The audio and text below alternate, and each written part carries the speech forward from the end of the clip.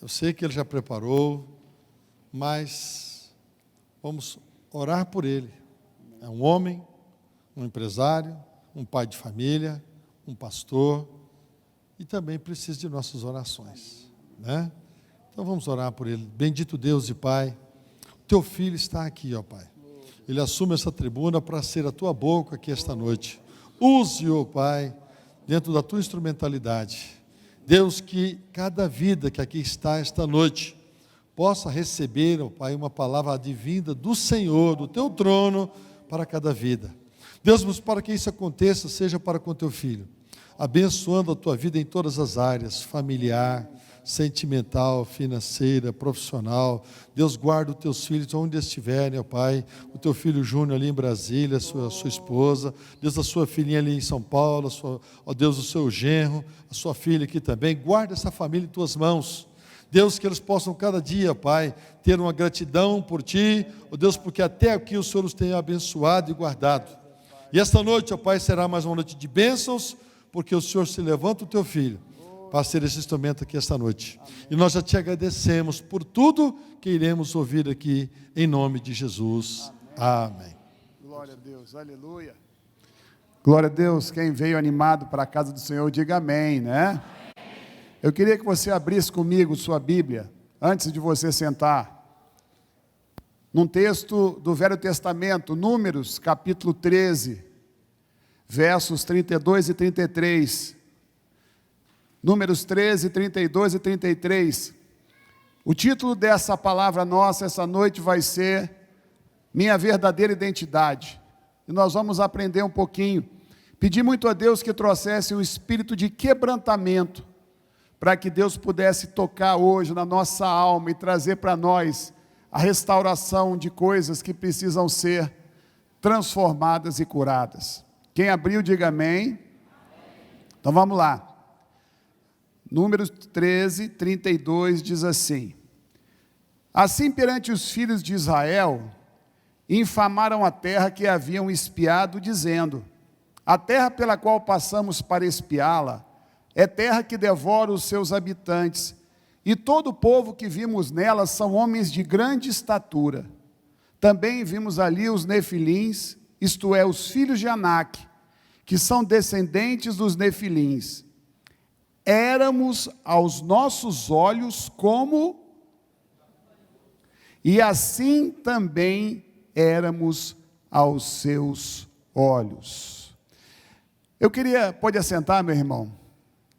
Essa noite eu queria falar um pouquinho para você, eu queria que você deixasse Deus trabalhar no seu coração, e Deus vai trabalhar na sua alma e no seu coração, a questão de quem você é, qual é a identidade que foi construída em você, o que você tem como postura diante da vida, como que você reage, como você vê as coisas, e o que Deus quer fazer na tua forma de ver as coisas. É isso que eu queria trabalhar essa noite. Eu tenho estudado muito sobre identidade, eu estou preparando um seminário para homens, eu tenho me interessado por algumas questões, principalmente no que diz respeito a essa figura da masculinidade. Eu tenho visto uma sociedade, a igreja, querendo ver homens, querendo ver as pessoas, entendendo qual o projeto, qual o propósito, qual o sonho de Deus para elas. Eu tenho buscado estudar o que faz com que a gente seja alguém verdadeiramente realizado e feliz. E é por isso que eu queria me debruçar agora sobre alguns aspectos. Primeiro, eu queria que você e eu entendêssemos que Deus nos criou, que Deus nos colocou no Éden. Quando Deus coloca o homem no Éden, Deus então começa a dizer para o homem quem ele é. Adão teve um grande privilégio. Adão foi alguém que ouviu a voz de Deus como você me ouve aqui agora. Adão então, quando foi criado, ele então foi discipulado pessoalmente por Deus. E Deus, todos os dias, no cair da tarde, passava, e o que ele fazia? Conversava com Adão. E essa conversa era uma conversa de quem ensinava para alguém o que ele era. Para que ele existia? Qual a utilidade da sua vida? Qual o sentido da sua vida? E Adão foi criado então com esse privilégio. Deus colocou no caminho do homem uma escolha. Porque Deus, ao contrário de nós, Ele é alguém capaz de criar um ser e dar a ele, esse ser, o direito, inclusive, de rejeitá-lo. Você e eu jamais teríamos essa coragem. Você criaria alguém e daria a esse alguém o direito de dizer não para você? Mas Deus fez assim. A lógica de Deus é uma lógica de quem quer que você e eu estejamos com Ele por uma decisão, por uma opção. E Deus chega para o homem e fala: olha, você tem que fazer uma escolha para ser meu discípulo. Para ser como eu sou, você tem que escolher me obedecer. Para ser como eu sou, você tem que escolher viver dependendo de mim. O que é o pecado, meu querido irmão? O pecado nada mais é do que a rebeldia contra Deus. Pecado é muito mais do que a transgressão a um conjunto de regras e normas que Deus trouxe. Pecado é o homem dizer para Deus o seguinte: olha, eu não preciso de você. O homem fala para Deus que ele quer caminhar do jeito que ele acha melhor. É uma grande ironia, porque Deus é um ser autoexistente. O que é isso? Deus é um ser, meu querido, que era, que é e que há de ser sempre. Deus não tem início. E Ele cria um homem, esperando que esse homem escolha andar com Ele. Quando o homem escolheu não andar com Deus, o que aconteceu? Ele perdeu a paternidade, ele perdeu a identidade, ele abriu a sua vida, ele abriu a porta da sua vida para que Satanás passasse a partir de então a dizer quem ele era. Nós somos como uma folha em branco e nós escolhemos quem vai ter o poder de escrever nessa folha em branco. E as tuas decisões e as minhas decisões trazem para nós o nosso estado, a nossa realidade. E Adão escolheu deixar o diabo ser aquele que governaria a partir daquele momento a existência do homem, e Deus tem que intervir na história do homem através de Cristo. O que é a minha conversão? A minha conversão significa a restauração da minha natureza, da minha identidade, da minha paternidade. Jesus, quando falou para os fariseus, falou para eles assim, de uma forma que eu vou repetir: vocês são filho de quem? Do diabo. Jesus falou para eles, Jesus falou: o diabo é o vosso pai. Então, meu querido, a minha identidade, ela repete a minha paternidade, ou seja, da onde que eu estou filiado, ou em quem eu estou filiado. A primeira e a principal escolha do homem é quem eu quero como pai. Paternidade e identidade estão intimamente, intrinsecamente relacionados, e a tua escolha vai determinar quem você é. Então nós escolhemos, a partir do instante que nós aceitamos a Jesus, nós temos a restauração da paternidade de Deus, de filho das trevas, como Paulo fala lá em Efésios 2, nós éramos por natureza filhos da ira, filhos das trevas, nós passamos a ser filhos de Deus. A mudança da paternidade traz uma mudança de identidade. Então Deus, Ele obtém espaço na tua e na minha vida para passar a escrever uma nova história. Por que uma nova história?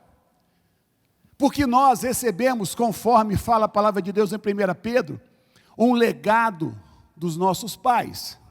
E um legado cheio de fúteis procedimentos, conforme a palavra de Deus diz. O que é fútil? Fútil é alguma coisa que é valorizada, mas que não é importante. É alguma coisa que não traz retorno, que não tem importância e que nós damos importância. É alguma coisa que na escala de valores de Deus não tem nenhum significado e que nós damos significado. É uma distorção, é um erro. Então você e eu temos marcas na nossa vida, na nossa identidade. Alguém formou a tua identidade. Alguém te disse quem você é. Os teus pais, em cada detalhe da tua criação, em cada mínimo momento da tua história, em cada atitude que eles tiveram, eles te ensinaram quem você é. E a questão é, como eu posso ser como Deus me vê? O que nós precisamos essa noite descobrir é o que fazer para que eu não seja como as pessoas disseram que eu sou, mas que eu seja alguém como Deus diz que eu sou. É diferente. As nossas histórias podem ter situações terríveis, situações que nos marcaram negativamente, situações de traumas, de frustração, de abandono, de abuso. A história do homem é uma história que tem muitas tragédias. Mas Deus, Ele tem a capacidade de mudar a minha história. Deus, Ele tem a capacidade de me fazer andar de uma forma com que tudo aquilo de ruim que aconteceu se torne algo que abençoa. Essa semana eu fui fazer uma visita no hospital. E numa circunstância que parece que é um desses casos de Zika, uma menina de 27 anos, meu amor, ela teve síndrome de Guillain-Barré, invertida. E a mãe dela me ligou no sábado, e nós fomos pastores desse casal há uns 15 anos atrás. E sempre mantivemos a proximidade, nós amamos demais, elas são da idade das minhas filhas. E uma menina de 28 anos, eu não sei se você sabe o que é Guillain-Barré. É um problema neurológico que você perde completamente o controle da sua coordenação. Então, para você ter uma ideia, ela teve que ser internada na UTI, porque eles estavam com medo de paralisar, ela não estava dando conta de fazer isso aqui, ó, para respirar, podia morrer. E nós oramos, e no sábado à tarde eu estava numa festa, no aniversário de uma cunhada minha, e essa mãe me liga, e ela fala assim, Luiz, ela me chama, tio Luiz, me ajuda, porque eu não estou aguentando, e eu orando, e eu chorando no meio de uma festa com aquela mulher. O que eu estou querendo te dizer? E aí eu fui visitar aquela menina. E são situações difíceis, são marcas que nós paramos e dizemos, por que Deus deixou isso acontecer? E a gente vem carregando esses lamentos e essas dores e essas marcas. E a gente impede a nossa fé de ser algo completo, porque nós temos marcas. Alguém que nos disse na nossa infância que nós não éramos nada. Quais foram as mentiras que as pessoas disseram para você? Qual foi a mensagem que tentou te destruir, meu querido? O que te disseram que te fez parar e dizer, não é possível? Coisas que marcam, e que nós precisamos fazer com que essas coisas sejam trazidas à tona, e que o Espírito Santo derrame um óleo, para que a gente seja livre e entenda que tudo aquilo coopera para o bem daqueles que amam a Deus, e que são chamados segundo o seu propósito.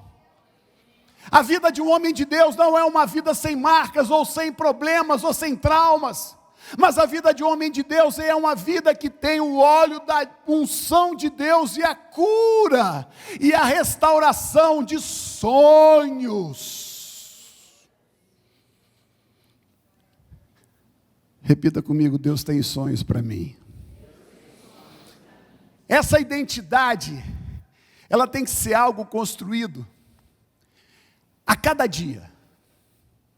E eu preciso entender alguns princípios que mudam essa capacidade de vencer essas dores e de vencer esses momentos difíceis. Ter a identidade de acordo com a visão de Deus é ter uma postura diante da vida de alguém que levanta e diz, eu sei que Deus tem o melhor para mim. Repita comigo, Deus sempre tem o melhor para mim. Viver uma vida de resgate, de restauração, acima de tudo é viver uma vida preocupada com Deus? Qual é a tua ênfase na tua vida espiritual? Você está de parabéns, você está aqui quarta-feira à noite, repete comigo: eu sou sábio, eu sou vencedor. Você poderia estar em casa e o pastor Salmo nem saberia, ou se soubesse, você poderia dizer: pastor, eu estou cansado, eu estava trabalhando, eu cheguei, mas você escolheu ter uma atitude diante da vida. O que nos faz ter capacidade para superar, para enfrentar e para vencer em primeiro lugar, é uma atitude de responsabilidade com a minha vida espiritual. Gente que leva Deus a sério, gente que entende que a nossa vida é uma guerra, gente que entende o estrago que o pecado trouxe na história da humanidade, gente que consegue se ver alguém que é miserável, pobre, cego e nu diante de Deus, gente que enxerga que nós não temos méritos para receber o que recebemos de Deus, gente que enxerga que precisa fazer como aquele publicano que foi orar e que disse: Senhor, sê propício a mim, tem misericórdia de mim. Gente que se ajoelha e coloca a boca no pó. Viver o sonho de Deus, viver a identidade de Deus só é possível para quem tem uma paternidade e para quem tem uma espiritualidade que se desenvolve. É gente que coloca as emoções debaixo da ação do Espírito Santo de Deus. É gente que não vive ao sabor das emoções. Tuas emoções te traem, tuas emoções te fazem derrotado. Tuas emoções são variáveis, o teu humor se alterna, mas a tua fé é constante. Quem vive na presença de Deus tem uma espiritualidade, tem uma ação de Deus na sua vida, que o faz capaz de superar o dia bom, o dia mau. É alguém que leva a vida sem deixar a vida te levar. Fala para o teu irmão: você que vai levar a sua vida. Fala para ele. Homem de Deus governa a sua vida. Homem de Deus toma o controle da sua vida. Quem concorda comigo, diga amém. Então nós precisamos primeiro, meu querido, de levar a nossa vida espiritual a sério. Segundo, quando eu levo a minha vida espiritual a sério, o que acontece para que eu possa restaurar essa visão, essa identidade de Deus? Eu passo a ser alguém que se relaciona bem. O ser humano, ele é essencialmente relacional. Quando Deus diz para Adão: não é bom que você esteja só, a questão ali não é só uma solidão no aspecto de homem e mulher, mas é uma solidão em toda a dimensão da existência humana. Nós somos criados para dependermos uns dos outros. Relacionamento com Deus traz a capacidade de eu me relacionar com as pessoas. E dentro dessa realidade eu tenho as chamadas redes sociais de proteção. A reconstrução da minha identidade, a cura das minhas feridas passa pela presença do Espírito de Deus na minha vida e passa pela palavra do meu pai, da minha mãe, da minha esposa, do meu irmão, do meu pastor, do diácono, do meu colega da igreja. Gente que tem a mesma identidade em Cristo. Eu e você precisamos ouvir o nosso irmão. Eu e você precisamos uns dos outros. Eu e você precisamos ser levados, incomodados, cutucados por quem caminha ao nosso lado. O que seria de mim sem essa bela senhora comigo há 30 anos? Porque ela não alisa, ela bate. Meus filhos não alisam, eles batem, e é doído. O que eu estou dizendo é que eu preciso que eles façam isso comigo, porque quem ama não fala só o que é bom de ouvir, quem ama fala o que precisa ser falado. Claro que debaixo da unção do amor. Então a reconstrução emocional passa pelo relacionamento com Deus, e pelo relacionamento com quem? Com meu irmão. Quando eu me aproximo de Deus, eu fico mais sensível ao meu irmão. Quando eu me achego a Deus, eu passo a ter a capacidade de enxergar a virtude, o dom do meu irmão. Quando eu me aproximo de Deus, eu consigo ver o erro do meu irmão pequenininho e a sua virtude imensa. Quando eu me aproximo de Deus, eu consigo ver que apesar dos nossos defeitos, nós somos bênçãos de Deus. Fala para quem está do teu lado, você é uma bênção, meu irmão. Chegar-se a Deus, ser tocado por Deus, ser transformado por Deus, me faz alguém que ama. Você quer o primeiro fruto da presença de Deus na tua vida? Melhora o teu relacionamento com o teu cônjuge.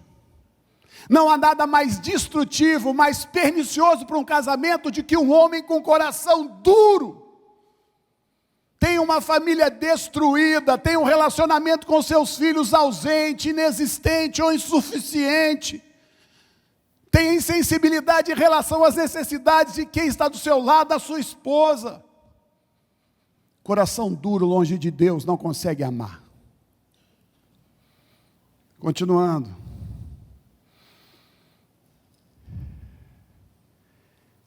Quem consegue reconstruir a sua identidade é alguém que rejeita os pratos do diabo.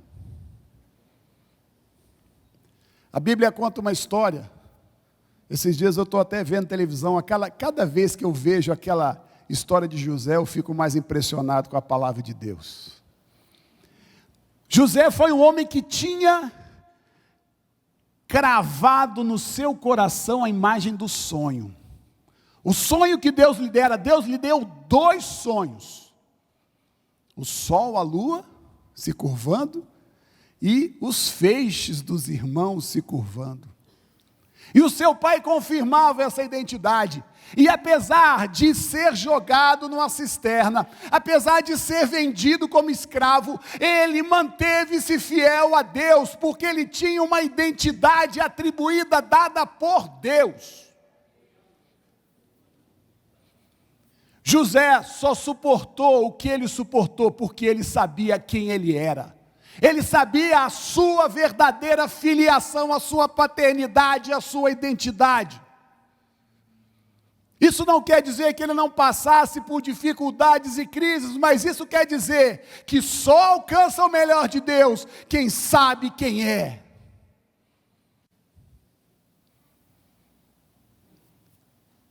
Quem tem a identidade de Deus também consegue fazer algo muito interessante. Ele consegue pôr limites aos outros. Como assim, pastor? Nossa vida, nossas escolhas, vão sempre nos levar a agradar a alguns e desagradar a outros. Existe uma história que eu acho que foi contada, e diz que isso aí foi o Roosevelt que falou. Foi na Segunda Guerra, perguntaram a ele qual que era o segredo do sucesso. Ele falou o seguinte: o segredo do sucesso é não querer agradar todo mundo ao mesmo tempo. Ser cristão não significa que eu tenha que desagradar as pessoas, mas ser cristão significa que em algum momento eu vou desagradar algumas pessoas. Então, se eu sei quem eu sou, se eu sei que eu tenho valor, se eu sei que eu sou amado, eu não vou aceitar as migalhas do diabo. Deixa eu te dar um exemplo. Existem situações onde a gente se depara com pais que reclamam que suas filhas muito novas querem namorar e vão com qualquer um. Aí você pergunta: e como que é o seu relacionamento com a sua filha? Você ama? Você abraça a sua filha? Você pega nela, você dá a mão para ela, você beija a sua filha? Sua filha se sente amada ou sua filha se sente jogada? Sua filha sabe que ela é especial para você? Sua filha sabe do valor que ela tem para você? Ou você tem vergonha de falar que ama ela? Essa menina, se ela não sentir amada, não sentir valor, ela vai com o primeiro rapaz que lhe chamar, porque ela está carente de alguém que lhe dê valor.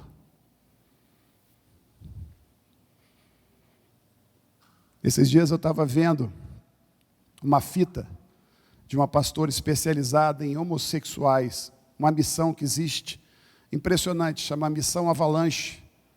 Doutora Andréa Vargas, ela tem uma fita que eu recomendo que vocês vejam, espetacular. E a questão da homossexualidade, ela coloca como, principalmente, um sentimento de vazio, onde eu procuro o meu valor em alguém igual a mim. Porque eu tive circunstâncias terríveis. Portanto, eu e você precisamos tomar cuidado. Quando você se relaciona com alguém, você tem que falar para ele que você ama. Você precisa ser alguém que atribui às pessoas o valor que elas têm. Você, como cristão, tem a palavra da bênção. Você, como cristão, tem o chamado de Jesus. Você, como cristão, tem que mostrar para as pessoas o que elas têm de bom, porque o que elas têm de ruim, elas já sabem. Você tem que ser alguém que leva as pessoas a quererem ter o círculo virtuoso. A palavra de ânimo, a palavra de elogio. Esses dias eu estou fazendo um curso, aí eles chamam isso de validação, né, pastor Aldo? É a confirmação de quem você é. Quando eu me casei, minha esposa era uma péssima cozinheira, mas ela aprendeu a fazer pão de queijo. E ela se tornou uma especialista em pão de queijo. E eu comia pão de queijo no café, no almoço e na janta. Mas eu falava, meu bem, seu pão de queijo é gostoso. E era mesmo. E a partir do pão de queijo, ela começou a se interessar por outras áreas da culinária. O que eu quero dizer para você é que nós, como cristãos, temos que mostrar para as pessoas que elas têm uma identidade que Deus tem para ela. Esse é o ministério da igreja, esse é o ministério de Jesus. Olha só o que Jesus fez com aquela prostituta que ia ser apedrejada. Uma mulher na beira, como diz, caminhando no vale da sombra da morte. Uma mulher que, ao ser carregada para aquele lugar, pensou, eu vou morrer, e eu mereço morrer, porque a culpa, o pecado destrói o homem sente culpa. E aquela mulher recebe uma mensagem de Jesus. Você não é o que você fez. Você é outra pessoa. Jesus falou para ela, você pode ser uma baita mulher de Deus. E essa aqui é a loucura do Evangelho. Essa aqui é a graça do Evangelho. É por isso que o Evangelho nos atrai, nos fascina. Porque o Evangelho muda a vida da pessoa. O Evangelho nada mais é do que a pessoa abrir uma janela e enxergar que ela pode ser o que Deus quer que ela seja. Ela vai ser livre das amarras, ela vai ser livre das correntes que a oprimem, que a prendem, que a impedem de enxergar a graça de Deus. Nós temos que ser aqueles que fazem as pessoas quererem mudar. E eu te pergunto, como você tem sido? O que você tem feito? Quem aqui, eu vou abrir meu coração, eu tenho dificuldade disso, porque eu sou legalista demais, sofro demais. Quando eu converso com meus filhos, a Lívia fala assim, meu bem, você já está cobrando. Você já está cobrando. Esses dias eu vi a pastora Tereza conversando e tal, né, pastora? Nós precisamos estimular. E eu tenho me colocado à disposição de Deus para ser realmente transformado. Esses dias eu vi um jovem começando um estudo para prestar vestibular no fim do ano. E eu mandei uma mensagem para esse jovem. E ele está assustado. porque é muita responsabilidade, muita pressão. Mandei um WhatsApp abençoado para ele, falando: olha, eu estou aqui, eu estou à sua disposição. Quando as coisas estiverem ruins, você estiver desanimado, você manda uma mensagem para mim. Você vai vencer.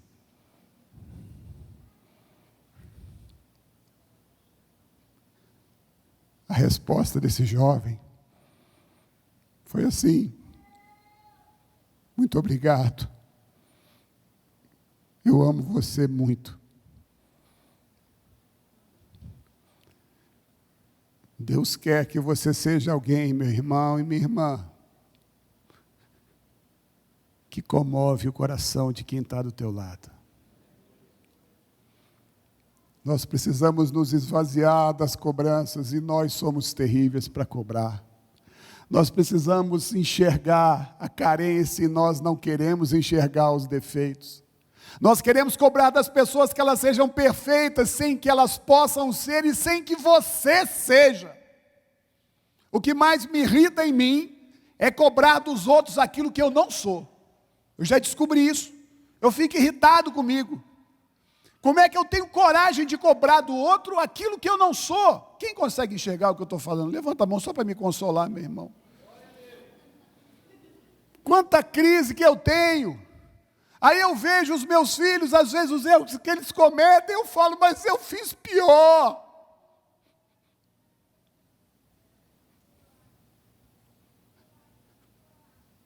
Eu tenho que acreditar neles. Por último, eu queria citar essa história de mudança de identidade com 3 episódios da palavra de Deus. O primeiro é uma situação onde Deus muda a identidade do homem. De quem que é essa história? Jacó. O que significa o nome Jacó? Suplantador e enganador. Jacó era tão mala, meu querido, que ele nasceu agarrado no tornozelo de Esaú.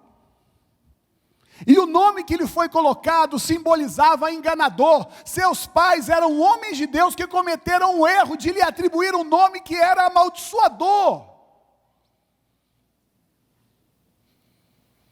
E a Bíblia diz que Jacó é moído por Deus. Jacó lidar com o mala pior do que ele, que era Labão, seu sogro. E Jacó passa pelo processo de Deus até o momento que Deus o chama de Israel, campeão com Deus. Quem aqui quer receber a mudança de Deus, diga aleluia. Olha só, Deus tomou a iniciativa de chegar e dizer: Jacó, você não é Jacó. Você agora é Israel. Segundo caso, quando Raquel estava para dar à luz do seu último filho, de Benjamim, ali tem uma narrativa muito rica. A Bíblia fala que Raquel estava passando mal, e ela começou então a meio que morrer, e diz que ela colocou o nome Benoni. E a Bíblia fala que nesse momento houve uma intervenção de Jacó. Jacó que tivera o seu nome mudado por Deus, que passou a ser o quê? Israel. Agora, Jacó entende o erro e fala: não, ele não é Benoni, porque Benoni significa filho de dores. E Jacó fala: o nome dele é Benjamim, filho da minha destra, filho da felicidade. Jacó aprendeu a lição, meu querido, e Jacó abençoou aquele menino, e Benjamim foi abençoado.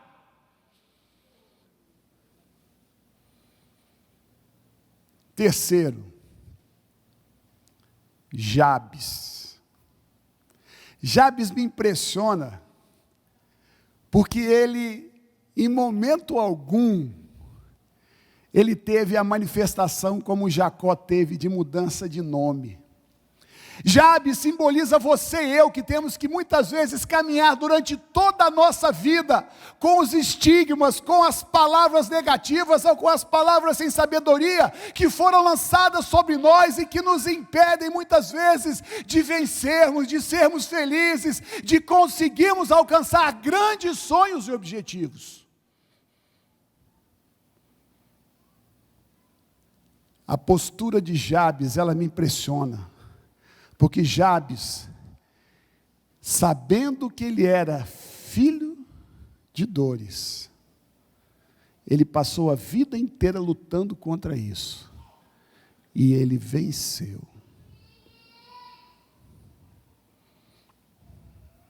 Meu irmão,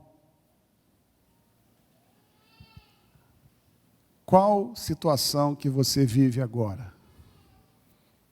O que eu vim aqui te fazer essa noite é pedir a Deus que toque no seu coração, quebrante o seu coração e que o Espírito Santo te mostre quais são as mensagens erradas que você recebeu. Tipo, você não é capaz. Quem aqui ouviu essa mensagem? Se você sentir liberdade, levanta a mão. Você que sabe. O irmão ali. Gente que o pai disse assim para ele: você não vai dar em nada. Gente que a mãe falou: você é burro. Gente que recebeu palavras profundamente destruidoras na sua infância.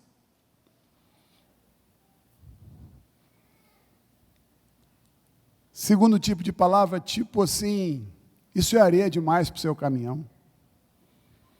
Você nunca vai ter isso. Não, isso aí para você. Eu conheço a história de um rapaz, os pais dele são crentes. E esse rapaz tinha um sonho. Aqui não vai uma crítica à carreira, mas vai uma crítica à postura dos pais. Esse menino tinha um sonho de fazer medicina. E o pai dele lutando para ele fazer medicina. E a mãe dele falou assim para ele: não, meu filho, isso dá trabalho demais. Aí ele fez, eu não sei nem qual é a profissão, ligada à área de saúde. O que eu quero dizer? Aquela mulher roubou, aquela mãe tirou a identidade que Deus tinha para ele. Porque ele recebeu uma mensagem de que ele não era capaz. Aliás, essa mensagem de que você não é capaz é a pior das mensagens que você pode receber. Uma das coisas que mais eu agradeço a Deus é que meus pais acreditaram em mim, embora muito duros, muito cobradores. Isso me trouxe profundos traumas e algumas questões, porque eu sempre me vejo vinculado ao desempenho. Eu achava que a aceitação é só pelo desempenho, eu não via Deus do jeito que Deus é. Eu precisei mudar a minha imagem de Deus, porque eu achava que Deus só gostava de mim se eu fizesse o que era bonitinho e certo. Gente que é muito cobrado sofre demais, e eu sofri, meu irmão. Sofri. Fui amado e cobrado. Mas meus pais sempre acreditaram em mim, sempre disseram: você vai ser grande. E nesse momento, meu querido, que eu queria que você entrasse dentro da sua história. E que você acreditasse que você é um homem e uma mulher de Deus que tem um grande propósito. Eu fico vendo a história de Moisés. Moisés era gago. Moisés aparentemente jamais seria quem ele foi. Moisés não conseguia ver na sua identidade o destino do maior líder do povo judeu. Um homem que falava com Deus. A dispensação dada a Moisés é algo impressionante. Mas ele não se via como libertador de Israel. Davi, no momento em que ele foi escolhido. Seu pai o deixou tomando conta das ovelhas e disse assim para ele: ó, Davi, depois eu te conto. Depois eu te conto, Davi. E a Bíblia fala que entrou, eu esqueci o nome dos irmãos dele, Eliabe, bonitão. Até Samuel achou ele com cara de rei.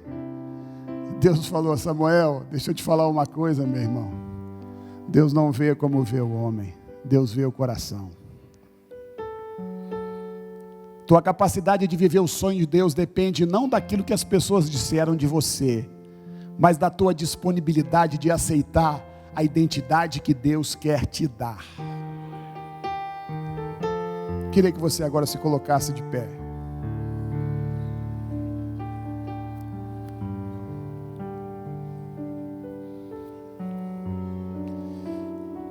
Eu não queria alongar, nós já estamos tarde. Mas eu orei tanto para que Deus trouxesse quebrantamento que eu não vou me omitir. Eu queria que você fechasse os seus olhos. E eu queria te perguntar se essa noite você quer que Deus passe uma borracha nas histórias de derrota da sua vida. E que Deus traga a cura e que Deus te faça entender quem você é. Alguém quer isso essa noite? Vir aqui na frente significa dizer: Senhor, eu aceito o teu chamado e a tua identidade. Eu sou quem o Senhor diz que eu sou, a despeito de tudo que disseram de mim. Se você vier, Deus vai tocar na sua vida e Deus vai trazer uma nova identidade. Você quer? Venha rapidamente se você deseja. Não tenha vergonha. Essa noite vai haver muita unção, muito quebrantamento. Essa noite você vai dar um basta nas mentiras que o diabo tem te feito acreditar. E você vai ser liberto das mentiras. E a tua vida vai ser vida que brilha, que transborda, vida que se espraia para todos os lados. Você pode acabar de chegar, olhe agora.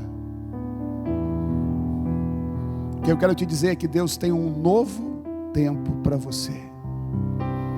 Deus tem uma nova história para você. E aquilo que disseram para você não é verdade. Aquilo que você tem acreditado até hoje não é verdade. A verdade é que Deus te ama e que Deus vai te usar. Senhor, em nome de Jesus, Pai, eu quero declarar que todo laço de alma, toda mentira do diabo, todo engano, toda armadilha, toda insinuação, sai agora. Senhor, em nome de Jesus, o teu poder entra agora. Senhor, na autoridade do teu nome, eu despedaço as mentiras do diabo. Mianderele rachure sebacorele bariala soria decoria. Ruluya basika tarala xerianda. Rula basuria la cora la chesebara la churiala. Senhor, vai reconstruindo agora, Pai. Vai reconstruindo agora as emoções. Vai passando, Senhor. Vai derramando o óleo da alegria, o óleo da unção, Pai. Oh Deus, choramos de alegria, Pai. E um novo tempo se inaugura sobre essas vidas agora. Nós declaramos isso agora, em nome de Jesus. Amém. Volte para o seu lugar, vamos dar uma salva de palmas para o Senhor.